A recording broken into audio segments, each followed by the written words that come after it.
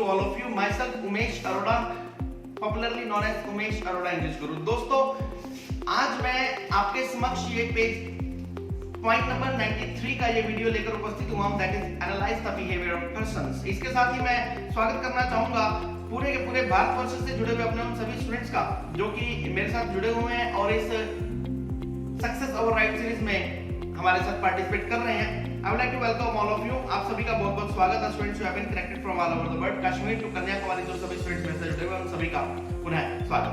दोस्तों, पिछले वीडियो में हमने पॉइंट नंबर 92 डिस्कस किया था। That was all about try to identify more and more person. Try to identify more and more person. दोस्तों, इस वीडियो में मैं इससे भी बड़ी एक बात करने जा रहा हूँ, analyze the behavior of persons. हमें लोगों का बिहेवियर समझने की कोशिश करनी चाहिए। एनालाइज मींस विश्लेषण करना। जहां तक मेरा मानना है, इस दुनिया की मोर देन 80% समस्याएं सॉल्व हो जाए।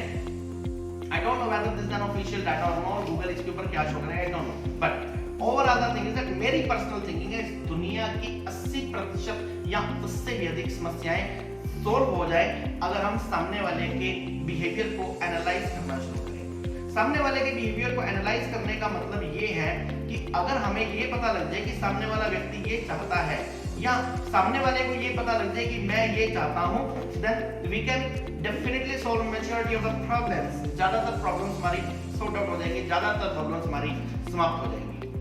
हमारे विश्व में अगर देखा जाए, हमारे कंट्री में देखा जाए, हमारे गली मोहल्ले पड़ोस में समाज में ज्यादातर किस तरह की समस्याएं हैं? ज्यादातर समस्याएं हैं आमतौर पर लोग एक दूसरे की बात को समझते नहीं। घर में बच्चे हैं, वो एक टेलीविजन होने पर अपने चैनल को लेकर लड़ते हैं, झगड़ते हैं। एक बच्चा बोलता है मुझे ये चैनल देखना है, दूसरा बोलता है ये देखना है। घर में कोई बुजुर्ग है वो बोलते हैं ये चैनल देखना है और माता पिता बोलते हैं ये चैनल देखना है। कोई टीनेजर्स है तो they want to watch another channel. हर किसी की अपने अलग-अलग एक रिक्वायरमेंट है।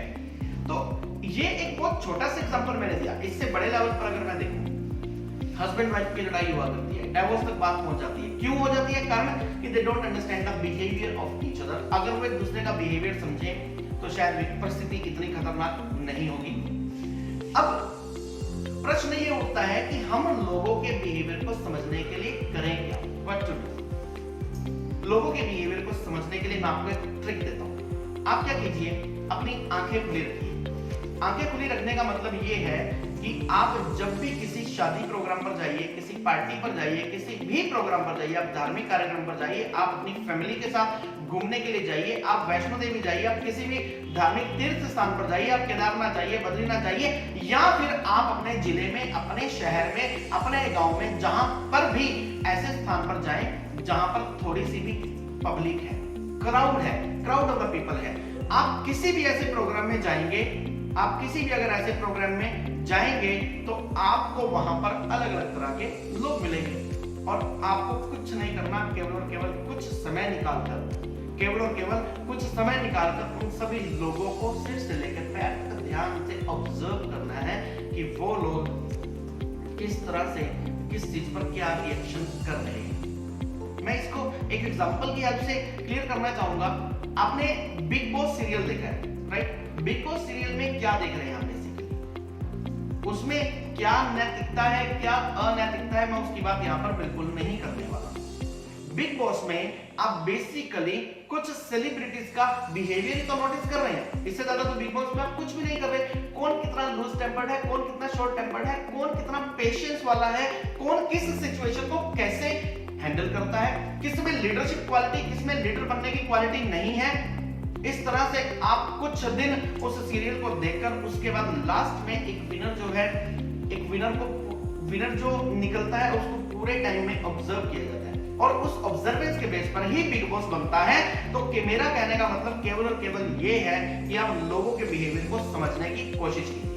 आप कहीं पर जाना चाह रहे हैं और आपकी बस का टाइम सुबह 10 बजे, आप ट्राई कीजिए, क्योंकि वहां पर भीड़ होती है, आप ट्राई कीजिए, आप वहां पर 9:30 पहुंचिए, 9:45 पहुंचिए। बस के पहुंचने से 15-20 मिनट पहले पहुंचिए।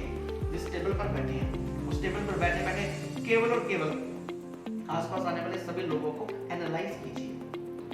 बस स्टैंड पर, रेलवे स्टेशन पर, पार्क में, शादियों में, पार्टियों में, हर तरह के प्रोग्राम में जहां पर भी पब्लिक है, जहां पर भी क्राउड है, अलग अलग तरह के लोग आपको मिलेंगे, दिखेंगे।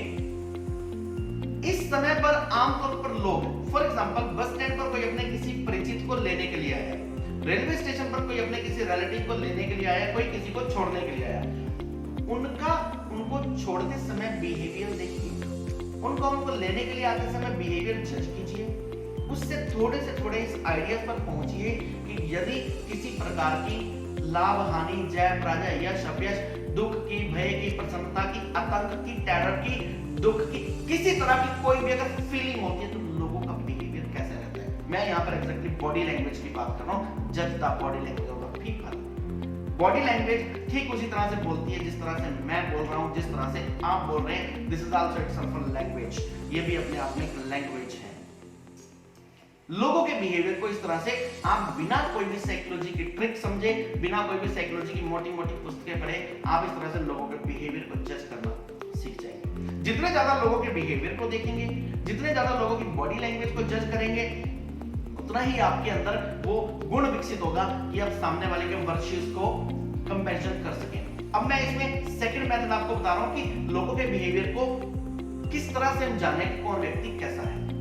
देखिए, मैंने पहले आपको बताया कि आप अपने सराउंडिंग्स में जितने भी भीड़ भड़के वाले इलाके में आपका जाना रहता है, जितनी भी भीड़ में आप जाते हैं, भले ही आप रेलवे स्टेशन पर जाएं, भले ही आप बस स्टैंड पर जाएं, भले ही आप शादी पार्टी में जाएं, कहीं पर भी जाएं जहां पर बहुत सारे लोग हुआ करते हैं, 5, 10, 20, 50, 100, 200, 1000 जितने भी लोग हैं, आप भले ही किसी धार्मिक आयोजन में जाएं, भले ही आप किसी गुरु जी के कार्यक्रम में जाएं, भले ही आप प्रति संडे को जो आप किसी कीर्तन में जाते हैं, यदि आप क्रिश्चियन फैमिली से बिलोंग करते हैं और आप अगर हर संडे को चर्च में जाते हैं, जहां पर भी लोगों की भीड़ होती है वहां पर जाइए, लोगों को ऑब्जर्व कीजिए। अब दूसरी बात, इसको अपनी लाइफ में इंप्लीमेंट कैसे करेंगे? इसको लाइफ में इंप्लीमेंट करने के लिए आपको क्या करना होगा? आपने इतने सारे लोगों को देखा, आप रूटीन में देख रहे हैं, हजारों लोग आपकी आंखों के सामने आ रहे हैं, जा रहे हैं, आप उनकी सारी की सारी गतिविधियों को नोट करते हैं। कुछ नहीं कहना, केवल केवल ऑब्जर्व करना है। ऑब्जर्व करना, ऑब्जर्व करना वैसे तो इस दुनिया की सबसे बड़ी पावर है।